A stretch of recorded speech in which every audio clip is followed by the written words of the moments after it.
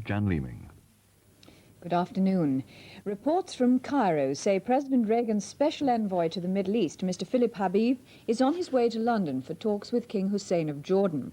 He's trying to find a country willing to accept the 6,000 Palestinian fighters trapped in the Lebanese capital of Beirut by Israel's invading army. Mr. Habib has been trying for a month to find a way of ending the fighting.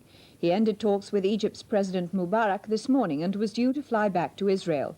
But he's now said to be heading for London, where Jordan's King Hussein is on a private visit.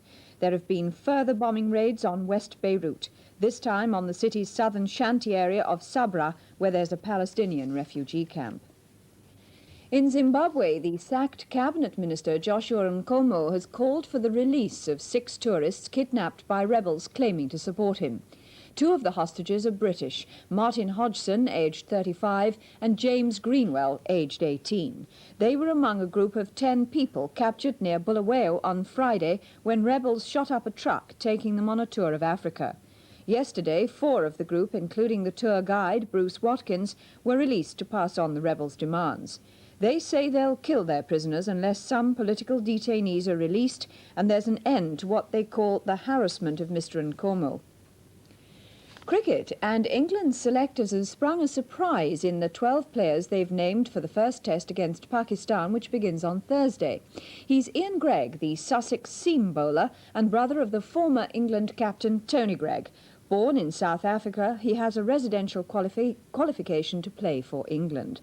Mike Gatting, the Middlesex batsman, is also among the 12, and so is Eddie Hemmings, the Nottinghamshire off-spinner. The 3 dropped from the last test against India are Paul Allott, Phil Edmonds and Jeff Cook. The soccer rebels are back from their controversial tour of South Africa. We was quite happy with the way they treated us. It's a shame it was cut short, because we all enjoyed it. Dave Watson, former England centre-half, said they'd had a good time even though things didn't quite work out as planned. The tour was called off halfway through because of a boycott by 3 black teams. Buckingham Palace have confirmed that the Princess of Wales will attend the Falklands Thanksgiving service in St Paul's Cathedral tomorrow, her first public engagement since the birth of Prince William. The Falklands capital, Port Stanley, remains very much a garrison town, with the inevitable pressures caused by troops outnumbering civilians by 2 to 1. There's also widespread uncertainty over the future, and nearly 100 islanders have decided to leave for good. We'll have a report on these problems by our man in the Falklands, Nicholas Witchell, in the next news at 6 o'clock. Until then, that's all from me. And now look at the weather. England and Wales will be dry today with sunny intervals. Scotland and Northern Ireland will be rather cloudy, although mostly dry and still quite bright in many places, and it'll be generally rather warm. Sunday Grandstand will be starting in a couple of minutes on BBC2. Here on BBC1, Anne Sheridan, Robert Cummings, Ronald Reagan and Betty Field star in a romantic film matinee. King's Row.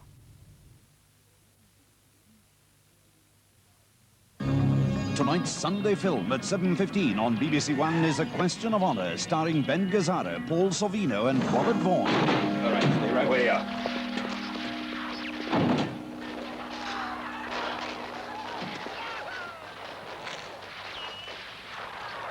Where's the rest of them? Besides, we got to get DeFalco off Danzy's back anyway. What choice do we have?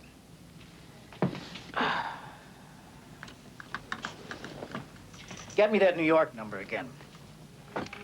Mr. Walker, this is Detective DeFalco. What can I do for you? Look, DeFalco, Danzy must have told you he's working for us. Now, we've got a lot tied up in him, and I want you to cut him loose before everything comes unglued, all right? I'm sorry, I can't do that. Joe, what they say is true. You don't have a case against me. It could be so, Carlo. You see, if you were some punk dealer, I could cut you loose. But let's be realistic about this. I want this case, so I'm going to make it so it'll stick. A Question of Honour, tonight at 7:15 on BBC1. In about 20 minutes, we venture once more onto the High Chaparral. Before that, it's cartoon time, beginning with Goldilocks.